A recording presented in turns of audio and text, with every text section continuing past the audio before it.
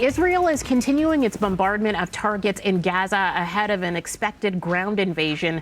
This as two more hostages were released by Hamas, and limited aid carries a fraction of what is needed in the Strip. Dr. Izzeldin Abuelaish is a Palestinian-Canadian physician and human rights activist who was born and raised in Gaza, and he has some painful personal connections to the violence there. He's joining us live now. Good morning, Dr. Abuelaish. Thank you so much for joining us. Good morning. I'm going to start off just to give context to our audience. When it comes to the loss that you have suffered, in 2009, you are very familiar with this violence, not just because you grew up in Gaza, but because you have suffered immeasurable loss. Can you tell us about 2009? My suffering is still continuing. My life is a war until now. About 70 members of my family were killed in this, what we call it, war. Till now, we are suffering. And when I hear it, my daughters who were killed 16th of January 2009 can't be compared to what is happening now, where about 50 or 60 families were wiped completely. Each family, 10 to 15, 20 members are wiped. Why? And we ask why?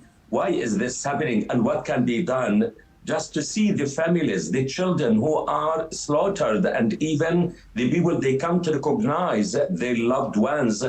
It was very touching to me to see this child where his mother can't identify her son by name because he is filed among others. And she said, he is a blonde, he is white with curly hair, and that's what we need. What about the rubble that is happening? The people there, the homeless, till now, how much of a human life do we need in order to satisfy the thirst of the international community to understand a human life is the most precious thing, and Palestinians deserve freedom and deserve to live with dignity. And that's what is needed. Till now, more than 5,000 Palestinians were killed.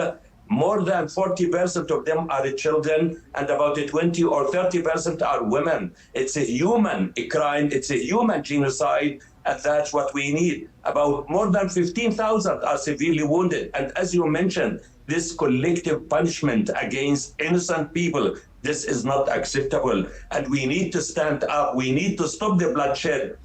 Revenge will never lead to any way. It's only to acknowledge the rights of all to live free with dignity side by side.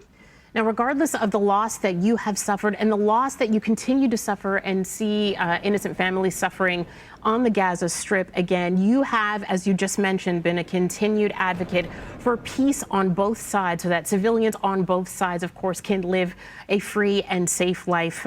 These families don't have to go through this. How do you continue yourself, even after suffering this loss, continue to be an advocate for peace on either side?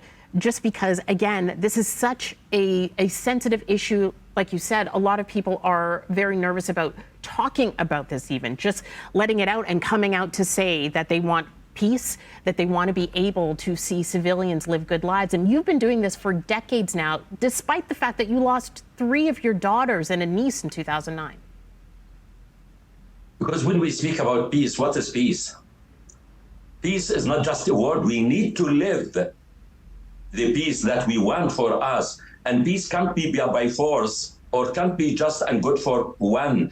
Peace is a way of living that we believe in it. And we need, in order to achieve peace, we need certain means. And these means are justice, freedom, equality, and dignity for all. Then peace will be achieved. And that's what is happening. The Palestinians, they are eager and they live life. And it's important for the people to understand and to know who are the Palestinians. Palestinians are people like any other nation, qualified, skilled, and they are willing and they love life and they want to live and they have hopes, they have plans, they have dreams, but only deprived from the most important thing in the universe, which is the freedom. And that's what we urge the world. We are not asking as Palestinians to take us to the moon. We are asking to live as a free in our independent state as any other nation. We are not willing to delete anyone, but we want the world to acknowledge our humanity and our freedom as others. We as Palestinians, We are not fond of fighting, but we are fond of fighting just to survive.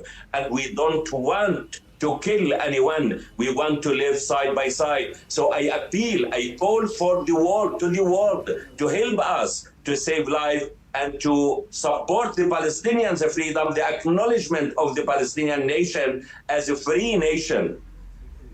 Now, Hamas's unprecedented surprise terror attack more than 2 weeks ago now, Israel is, of course, retaliating because of this. Do you think that getting to that point then where peace can be delivered to both sides of that border is getting even further and further away because of that unprecedented attack?